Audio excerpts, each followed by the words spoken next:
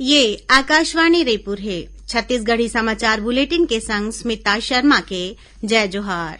और अब सुनो आज के प्रमुख समाचार। केंद्रीय स्वास्थ्य मंत्री हा लोगन ले तिहार के बेरा कोविड निर्देश के पालन करे बर कहिन हे। कवर्धा शहर में प्रशासन डहार ले आज बिहनिया 10 बजे ले मंझनिया 2 बजे तक कर्फ्यू में ढील दे गिस। फिर ए दौरान शहर के सीमा मन हा बंद रहिन। और मुख्यमंत्री भूपेश बघेल के मासिक रेडियो वार्ता लोकवाणी के 22वां कड़ी के प्रसारण काली बिहनिया 10:30 बजे ले होही। अब समाचार विस्तार ले। केंद्रीय स्वास्थ्य मंत्री मनसुख मांडविया आज 19 राज्य के प्रधान सचिव और राष्ट्रीय स्वास्थ्य मिशन के निदेशक मन के संग कोविड स्थिति के समीक्षा करीन। ओमन सब्बो राज्य ले अवैया कुछ एक दिन में टीकाकरण में तेजी लाए बर कहिन, जेखर ले 100 करोड़ टीकाकरण के लक्ष्य ला प्राप्त करे जा सके। केंद्रीय मंत्री लोगन ले तिहार के बेरा कोविड निर्देश के पालन करे बर कहिन। प्रदेश में कोविड संक्रमण की दर में सरलग सुधार आवत है और औसत पॉजिटिविटी दर 0.10% में आगे हावे। प्रदेश में काली कोरोना संक्रमण के 21 ठन नवा मामला आगू आए हैं। वर्तमान में 211 मरीज मन के इलाज आने अस्पताल या होम आइसोलेशन में चलत है। वहीं राजनांदगांव कलेक्टर तारण प्रकाश सिन्हा कोरोना संक्रमण ला देखत नवरात्र के दौरान डोंगरगढ़ में बमलेश्वरी मैया के दर्शन बर अवैया पदयात्री मन के यात्रा ला सुरुच में रोके बर दुर्ग, बेमेतरा, कबीरधाम और बालोद जिला कलेक्टर मन ला चिट्ठी लिखिन है, जेमा कहे गे हवय कि डोंगरगढ़ में नवरात्र के मौका में राखे गए पदयात्रा, मेला और मीना बाजार में सावधानी के सेती रोक लगाए गे है। यही बीच राज्य में कोरोना ले बाँचे बर अभी तक 1,98,73,000 ले ज्यादा कोविड टीका लगाए गे हावय। कवर्धा शहर में प्रशासन डहार ले आज बिहनिया 10 बजे ले मंझनिया 2 बजे तक कर्फ्यू में ढील दे गिस। फिर ए दौरान शहर के सीमा मन बंद रहिन। मुख्यमंत्री भूपेश बघेल काली रायपुर के अपन निवास कार्यालय में राखे गे बैठका में कानून और व्यवस्था के स्थिति के समीक्षा करिन। ओमन अधिकारी मन ला कवर्धा घटना के मामला में दोषी लोगन बर कड़ा कार्रवाई करे के निर्देश घलोक दिन। ओमन कहिन की शांति व्यवस्था ला बिगाड़े के प्रयास ला बर्दाश्त नहीं करे जाही। मुख्यमंत्री पुलिस महानिरीक्षक ले कहिन कि ओमन प्रेस कॉन्फ्रेंस करके वीडियो में दिक्कत उपद्रवी मन के पहचान करा के उनखर मन पर कड़ा कार्रवाई करें। वहीं कबीरधाम कलेक्टर रमेश कुमार शर्मा बताइन कि कवर्धा शहर में स्थिति नियंत्रण में हवय। सर्व समाज प्रमुख, चैम्बर ऑफ कॉमर्स और व्यापारिक संगठन संघरा दूसर लोगन मन 5 अक्टूबर के घटना के निंदा करिन है। यही बीच कवर्धा के घटना ला लेके भारतीय जनता पार्टी डहार ले राजधानी रायपुर संघरा प्रदेश के सब्बो जिला मुख्यालय में आज धरना प्रदर्शन करेगी। भाजपा के राष्ट्रीय उपाध्यक्ष और पूर्व मुख्यमंत्री डॉक्टर रमन सिंह आरोप लगाइन है कि कवर्धा मामला में जौन तरीका ले प्रशासन के उपयोग राजनीतिक काम बर करे जावत है, ओखर ले स्थिति बिगड़त है। ओमन मामला के न्यायिक जांच कराए के मांग करिन। मुख्यमंत्री भूपेश बघेल के मासिक रेडियो वार्ता लोकवाणी के 22वां कड़ी के प्रसारण काली 10 अक्टूबर रविवार के होई। मुख्यमंत्री लोकवाणी में ए बखत जिला स्तर पर विशेष रणनीति से विकास की नई राह भाग 2 विषय में लोगन ले गोठबात करही। लोकवाणी के प्रसारण छत्तीसगढ़ के आकाशवाणी के सब्बो केन्द्र, FM रेडियो और क्षेत्रीय समाचार चैनल ले बिहनिया 10:30 बजे ले होही। 75 दिन तक चलैया विश्व प्रसिद्ध बस्तर दशहरा में काली जगदलपुर में फूल रथ के पहली परिक्रमा होइस। ए दौरान मां दंतेश्वरी के छत्र ला पुजारी डहारले मंदिर ले बाहर निकाल के मौली मंदिर लाके पूजा पाठ करेगीस। ये फूल रथ परिक्रमा 5 दिन तक चलही। परंपरा के अनुसार जोगी बिठाई के बाद दूसर दिन ले फूल रथ चालू होथे, जौन सप्तमी तिथि तक चलथे।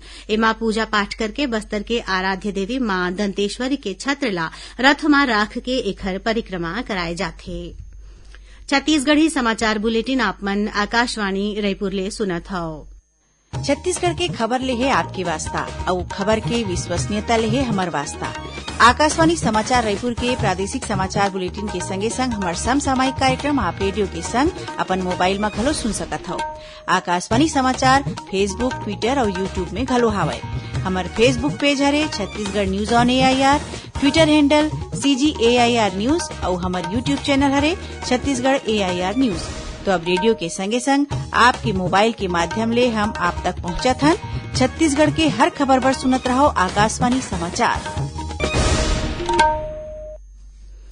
अब आगू बढ़ो बाचे समाचार कोती। रायपुर जिला के माना कैंप के जवाहर नवोदय विद्यालय में कक्षा 6वीं में प्रवेश बर 11 नवंबर और कक्षा 9वीं में प्रवेश बर 31 अक्टूबर तक ऑनलाइन आवेदन मंगाए गए हवे। वहीं महासमुंद जिला के जवाहर नवोदय विद्यालय में कक्षा 6वीं में प्रवेश बर ऑनलाइन आवेदन के आखिरी तारीख 30 नवंबर राखे गए हवे। आजादी के अमृत महोत्सव में प्रादेशिक समाचार एकांश आकाशवाणी रायपुर डहारले राखे गे प्रश्नोत्तरी प्रतियोगिता में हमर श्रोता मन ह बड़ उत्साह के संग भाग लेवत हैं। काली ए प्रश्नोत्तरी के 9वां अंक में छत्तीसगढ़ी बुलेटिन में प्रश्न रहिस बछर 1876 के आदिवासी विद्रोह के बेरा बस्तर रियासत के राजा कौन रिहिन। एकर सही जवाब है राजा भैरमदेव। सवाल के जवाब में बड़ संख्या में श्रोता मन ह अपन जवाब भेजिन। फिर सबले पहले जवाब भेजैया विजेता हवैं राजनांदगांव जिला के ग्राम ढोढरी निवासी महेश कुमार निषाद। आकाशवाणी परिवार डहारले हमन ह श्री निषाद ला अब बड़कन बधाई और शुभकामना देवत हन। श्री निषाद ह आकाशवाणी समाचार के नियमित श्रोता हरैं। मैं महेश कुमार निषाद ढोढरी घोटिया मोहला मानपुर जिला राजनांदगांव से बोल रहा हूँ। अमृत महोत्सव क्विज में मेरा चयन हुआ है और रेडियो में 2007-8 से सुन रहा हूँ और छत्तीसगढ़ समाचार का मैं नियमित श्रोता हूँ।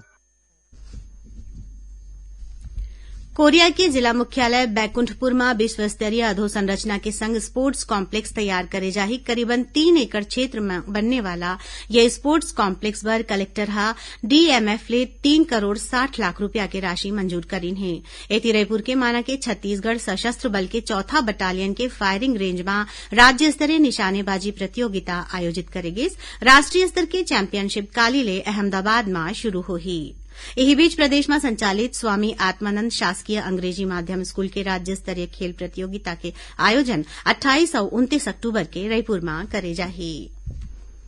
दक्षिण पश्चिम मानसून के विदाई छत्तीसगढ़ के अंबिकापुर संघरा देश के अउ कोनो जगह में घलो होगे हवय। एकर बर छत्तीसगढ़ के कुछ एक भाग में परिस्थिति अनुकूल बन गे हवय। मौसम विभाग के अनुसार उत्तर अंडमान समुद्र और ओखर तीर तखार में ऊपरी हवा के एकठन चक्रवाती घेरा बने हवय जेकर प्रभाव ले अवैया 48 घंटा में एकठन कम दबाव के क्षेत्र बने के संभावना है। जेकर प्रभाव ले अवैया 24 घंटा में प्रदेश के 1-2 जगह में हल्का ले मध्यम वर्षा होए के संभावना है। अब थोरकुन समाचार सारमा।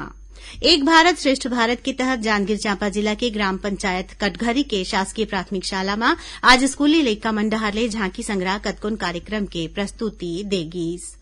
बलरामपुर जिला के वाड्रफनगर के पंडो और पहाड़ी कोरबा विशेष पिछड़ा जनजाति बाहुल्य गांव में मनरेगा के तहत मिलैया फायदा के जानकारी देबर रोजगार दिवस के आयोजन करेगीस।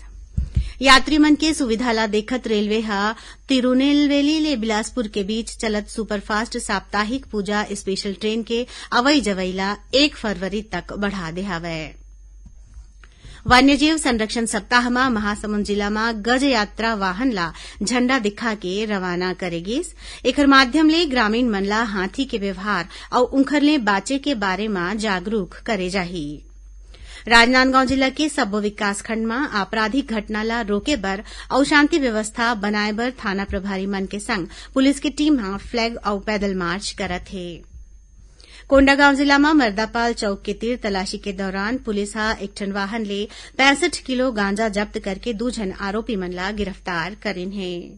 और रायपुर पुलिस हा गुढ़ियारी के एकठन सोना चांदी दुकान में 5 दिन होए करोड़ों रुपया के चोरी के मामला में झारखंड ले 2 जन आरोपी मन ला गिरफ्तार करे है। उनखर मंतिर ले 38 किलो चांदी बरामद करे गे हवय। आखिर में प्रमुख समाचार एक घाव फिर। केंद्रीय स्वास्थ्य मंत्री हा लोगन ले तिहार के बेरा कोविड निर्देश के पालन करे बर कहिन। कवर्धा शहर में प्रशासन डहारले आज बिहनिया 10 बजे ले मंझनिया 2 बजे तक कर्फ्यू में ढील देगिस। फिर ये दौरान शहर के सीमा मन हा बंद रहिन। और मुख्यमंत्री भूपेश बघेल के मासिक रेडियो वार्ता लोकवाणी के 22वां कड़ी के प्रसारण काली बिहनिया 10:30 बजे ले होही। एकरे संग छत्तीसगढ़ी समाचार बुलेटिन इहे सिरावत है। जय जोहार।